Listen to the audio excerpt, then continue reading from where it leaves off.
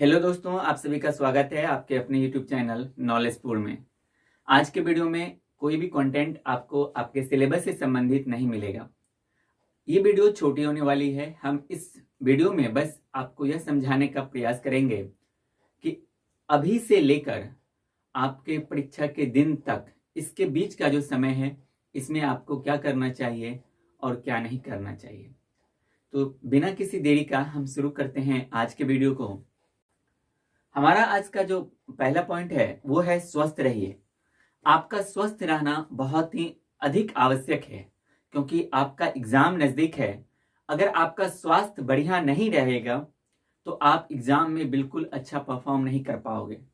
आपको अब कम से कम 6 से 8 घंटा प्रत्येक दिन सोना है। अब आपको लेट नाइट तक 1 बजे 2 बजे रात्रि तक पढ़ने की आवश्यकता नहीं है। आप ये दिमाग में रख लीजिए, कम से कम हमको 6 से 8 घंटा सोना है, क्योंकि अब आप जितना ज्यादा अपने स्वास्थ्य पर ध्यान दोगे, उतना ज्यादा आप फिजिकली फिट रहोगे, उतना ही अच्छा आप परफॉर्म कर पाओगे अपने एग्जाम में। क्योंकि हमारा मेंटल तभी अच्छा खासा वर्क करता है, हमारा मानसिक हमारा जो दिमाग है वो अच्छा परफॉर्म तभी कर पाता है जब हमारा शरीर स्वस्थ रहता है। तो इसीलिए आपको अपने शरीर को स्वस्थ रखना बहुत ही अधिक आवश्यक है। आप भोजन अच्छा खासा कीजिए। अच्छा खासा का मतलब ये नहीं है कि आप पूरा लोड ले लीजिए और पढ़ने बैठिए, थोड़ा बहुत वो भी ना हो पाए, ऐसा भी नहीं करना है।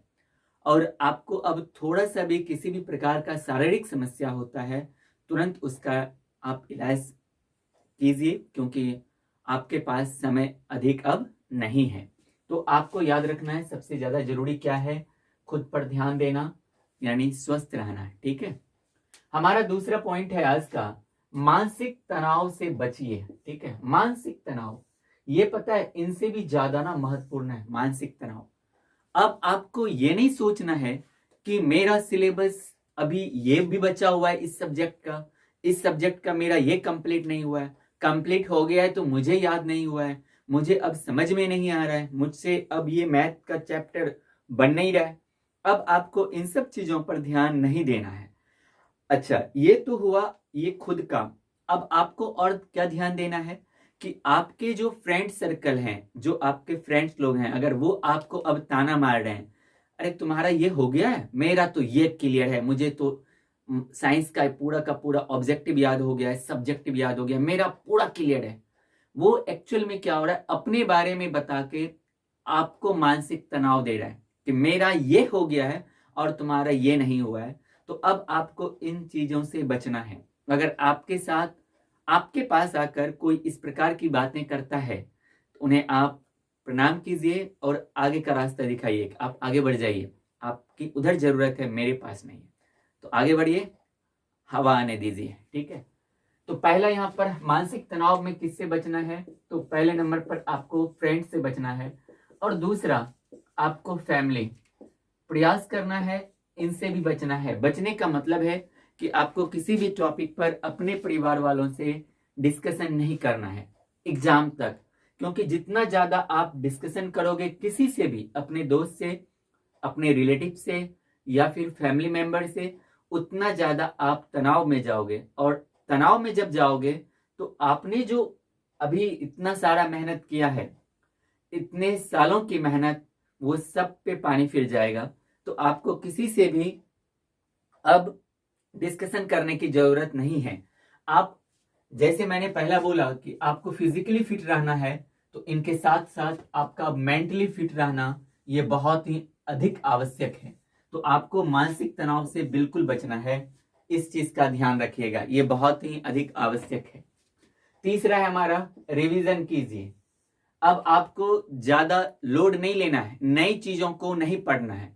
अगर कुछ सिलेबस बचा हुआ रह गया तो कोई बात नहीं है, आपने जितना पढ़ा है बस उसी का रिवीजन कीजिए। कॉपी निकालिए, कभी उनको देख लिए ऑब्जेक्टिव को, कभी सब्जेक्टिव को, एक सब्जेक्ट निकाले उनका पूरा देख लिया करेंगे।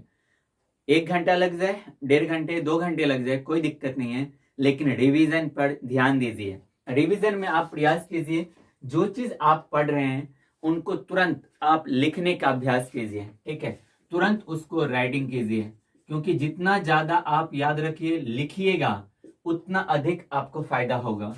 राइटिंग से फायदा क्या है? सबसे पहला फायदा है कि आप खुद का एनालाइज कर पाओगे कि एक्चुअल में मुझे क्वेश्चन याद कितना परसेंट हुआ है। ठीक है, तो आपको वो ध्यान में आ जाएगा, आप एनालाइज कर सकते हो। दूसरा, आपका राइटिंग पर आप ध्यान दे सकते हो, राइटिंग हैंड राइटिंग जो है ये आपका बेहतर हो सकता है। और तीसरा चीज जो होगा वो है स्पीड। स्पीड पर आपको ध्यान देना है। ये नहीं आपको आने वाले समय में एक्सक्यूज बनाना है कि हम परीक्षा हॉल से निकले, परीक्षा हॉल से आप निकलिए और भैया या पापा को या शिक्षक को आप यह कहिए कि हम जानते तो थे ये प्रश्न बट समय नहीं बच पाया मेरे पास। ये नहीं करना है आपको। तो ये जो मैंने बोला ना, रिवीजन कीजिए, इसी में आपको ध्यान देना है कि आप जो भी चीज को, जिस भी सब्जेक्ट के आप चैप्टर को पढ़ रहे हैं, जिस भी प्रश्न को, ऑब्जेक्टिव हो या सब्जेक्टिव हो, उनको अगर सब्जेक्टिव आपने पढ़ा है तो उनको आप एनालाइज कीजिए, आंखें बंद कीजिए और उनको आकलन कीजिए, मेमोराइज कीजिए आंखें बंद करके कि हमने क्या क्या पढ़ा है, वो मुझे याद है या नहीं है। उनके बाद फिर उनको लिखने का अभ्यास कीजिए। लिखिएगा तो हैंड राइटिंग बढ़िया होगा। इनके साथ ही साथ स्पीड पे आप यह जान पाओगे कि हमारी कितनी है।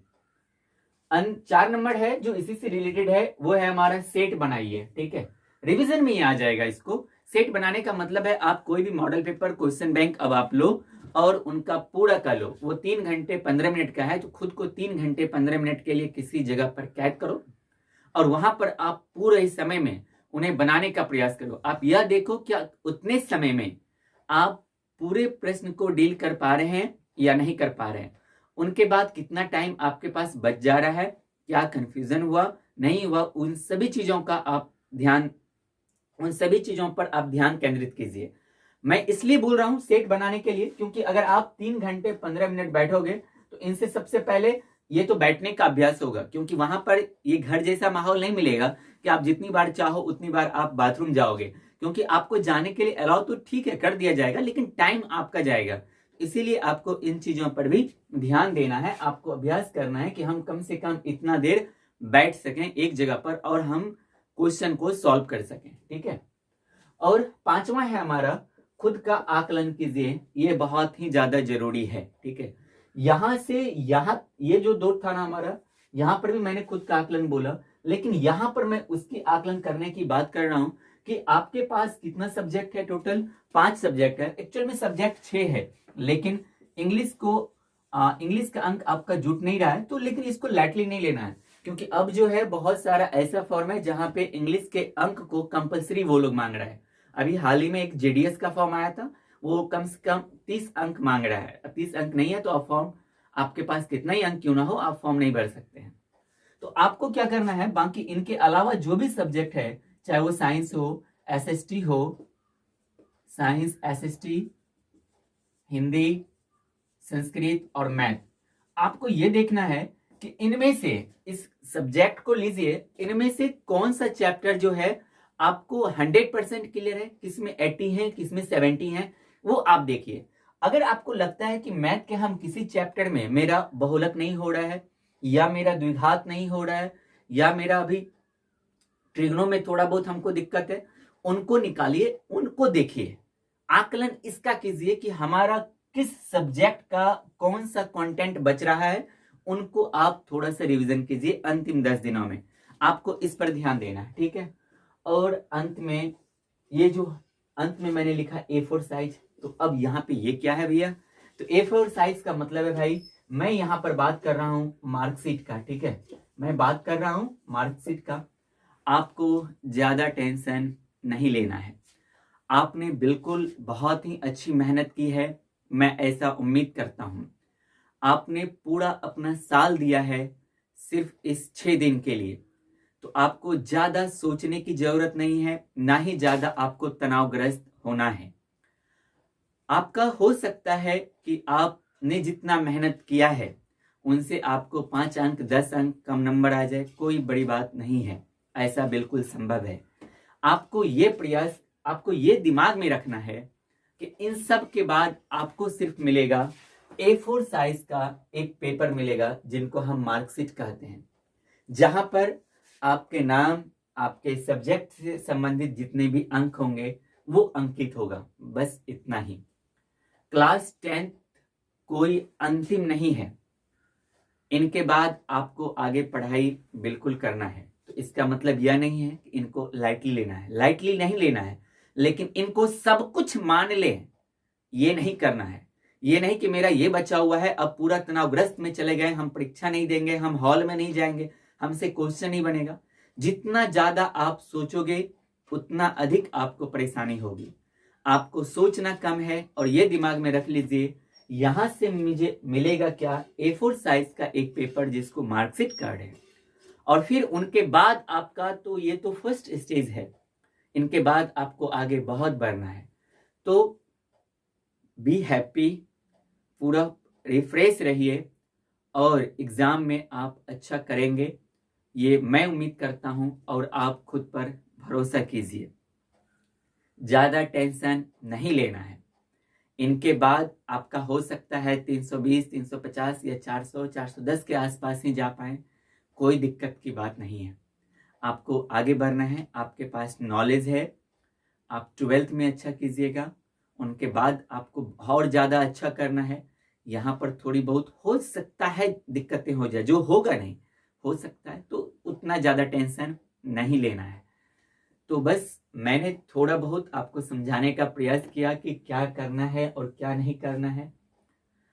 एक ही चीज़ बोलूँगा, हमेशा मुस्कुराते रहिए अंत में, और पूरा बस बिंदास रहिए।